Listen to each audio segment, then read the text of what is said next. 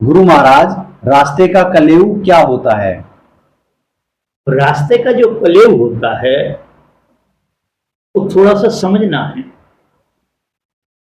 रास्ते का कलेव कबीर साहब एक शब्द में कहते हैं कि भूले मन समझ के लाद लदनिया।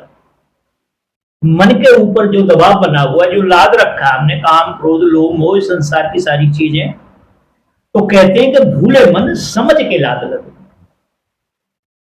भूखा हो तो भोजन कर ले, भूखा हो तो भोजन कर ले, आगे हाट न बनिया। न कोई हाट है, दुकान है, बाजार है, और ना कोई बनिया है। और तुरंत कहते हैं कि अगर प्यासा हो तो पानी पी ले, प्यासा हो तो पानी पी ले, आगे देश निपनिया। कलेव जो होता है वो हमारा किया हुआ भजन सुमिरन होता है। हमारे जो गुरु महाराज होते हैं, जो इस जीवात्मा के साथ साथ आगे आगे चलते हैं, वह कलेव होता, वही ज्ञान होता, वही भजन सुमिरन हमारे रास्ते का कलेव होता है।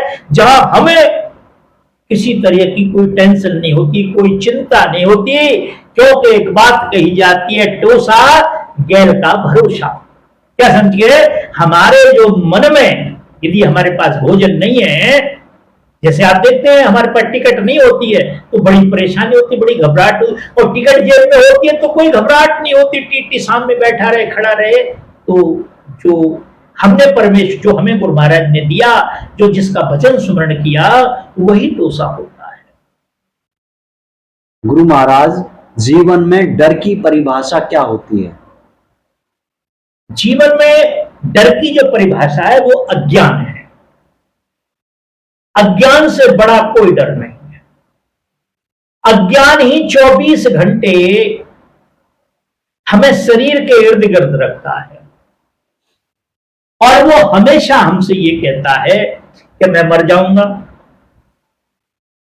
मेरे को बीमारी हो जाएगी, मैं ऐसा हो जाएगा मेरे साथ, मेरे बच्चे मेरे साथ ऐसा कर देंगे, मेरी पत्नी मेरे साथ कर देगी।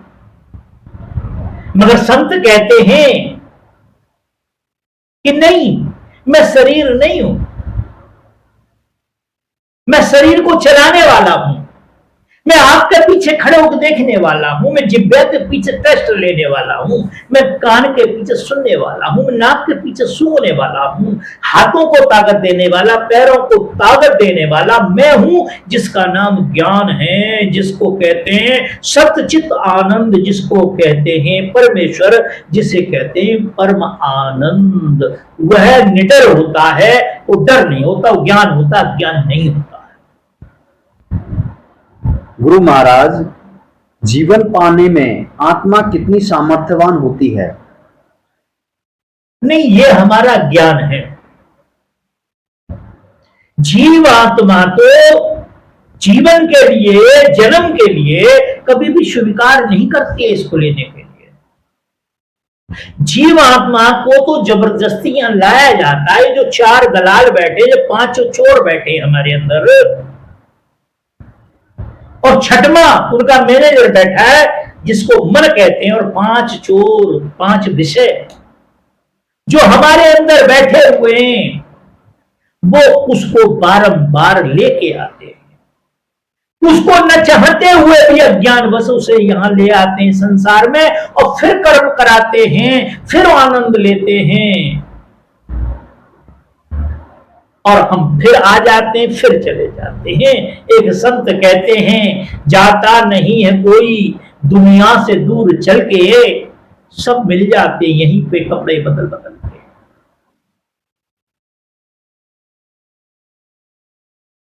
गुरु महाराज, पाखंडी बाबाओं से कैसे बचा जा सकता है? पाखंडी बाबाओं से नहीं बचा जा सकता, अब नहीं हो सकता है। एक संत थे, संत, उन्होंने एक राजा से कहा कि हे राजन, फलाने टाइम पे आपके राज्य में बारिश होगी, जो उस बारिश में भीग जाएगा वो पागल हो जाएगा, जो उसमें भीग जाएगा वो पागल हो जाएगा। राजा ने उस संत को अंदर बंद करा दिया। मंत्री से कहा कि उस दिन के बाद तब देखेंगे क्या होगा नहीं होगा। अचानक ऐसा ही हुआ, बारिश होने लगी और सभी लोग बाहर थे, दोपहरी का समय था। सब लोग पागल हो गए, एक दूसरे को देख के हंसने लगे और एक दूसरे कपड़े फाड़ने लगे। राजा ने मंत्री से कहा कि चलो मंत्री देख के आएंगे प्रजा में क्या हाल है, तो वो भी चले गए। तो सारे इकट्ठे होकर के उन राजा और मंत्री को ही उनकी जान को आफत आ गई। राजा ने कहा कि मंत्री अब क्या करें? बोले कुछ मत करो, जैसे ये हो गए वैसे ही हम हो जाते हैं। तो मंत्री और राजा को भी वैसा ही होना पड़ा। तो ये अज्ञान की बारिश में बड़ी बड़ी मंचों से बैठे हुए जो साधु पाखंडी हैं, मैं चैलेंज के साथ कह रहा हूं, मेरा एड्रेस सबके पास है, ये इस अज्ञान को खत्म नहीं होने देंगे, इस पाखंड को खत्म नहीं होने देंगे। साधु त्याग का नाम है, साधु धैर्यता का नाम है, साधु सत्यता का नाम है। आज देखो साधु बैठे हैं सोने, हलकारे चल रहे, जैसे राजा आते थे तो वृतावली गाया करते, फलाने फलाने महाराज आ रहे, यूं आ रहे, वो आ रहे। और आज देखो संत आते तब सोने की छड़ी, सोने के, अरे भाई क्या हो गया है?